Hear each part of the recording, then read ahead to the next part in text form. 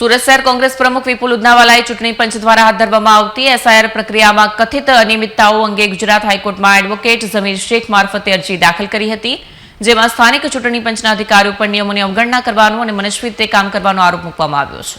સુરત શહેર કોંગ્રેસ પ્રમુખ વિપુલ ઉદનાવાલાએ ચૂંટણી પંચ દ્વારા હાથ ધરવામાં આવતી એસઆઈઆર પ્રક્રિયા કથિત અનિયમિતતાઓ અંગે ગુજરાત હાઈકોર્ટમાં એડવોકેટ ઝમીર શેખ મારફત અરજી દાખલ કરી હતી. અરજીમાં જણાવાયું છે કે ભારત સરકાર દ્વારા સ્થાપિત રજિસ્ટ્રેશન ઓફ ઇલેક્ટ્રિક્સ રૂલ્સ 1960ની ફરજિયાત જોગવાઈઓનું સ્થાનિક સ્તરે યોગ્ય રીતે પાલન કરવામાં નથી આવી રહ્યું. અરજીમાં આરોપ મૂકવામાં આવ્યો છે કે special intensive revision of electoral registration હેઠળ મતદાર યાદીઓમાં સુધારો કરવાની પ્રક્રિયામાં પારદર્શિતાનો અભાવ છે.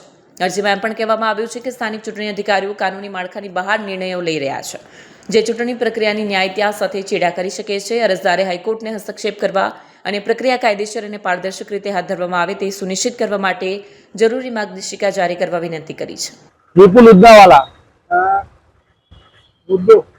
सूरत शहर कांग्रेस प्रमुख आज हाईकोर्ट पर रिट पिटिशन कांग्रेस द्वारा करवामां आवी एसआईआर ની પ્રક્રિયાની અંદર જે રીતે પહેલો તબક્કો પૂરો થયો, બીજો તબક્કો શરૂ થયો, તેની અંદર ફોર્મ નંબર 6 એટલે નવા મતદાર ઉમેરવા, 7 નંબર એટલે કે વાંધાજનક મતદારોને દૂર કરવા અને 8 નંબર એટલે જે સ્થાનાંતર કર્યા એવા મતદારોને એડ કરવા અથવા બહાર કાઢવા.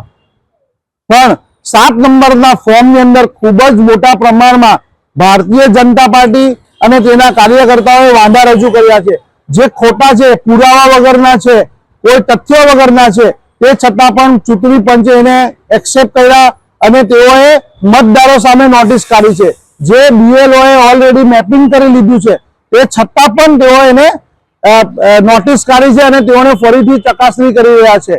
તો આ બાબત સર અમને શંકા છે, કારણ કે બિહારની અંદર જે રીતે મતદારો કપાયા અને એનું પરિણામ આખું મેન્યુપ્યુલેટ થયું, તો એ શંકાને લઈને અમે ચૂંટણી પંચ સામે એજિટેશન પણ કર્યું છે અને અમે હવે હાઈકોર્ટમાં પણ રીટ પિટિશન દાખલ કરી છે કે કોઈ પણ સાચો મતદાર યાદીમાં રહી જવો જોઈએ નહીં, જે ભારતનો સાચો નાગરિક છે અને મતદાર છે એનો બંધારણીય અધિકાર છે, એ છીનવાવો નહીં જોઈએ.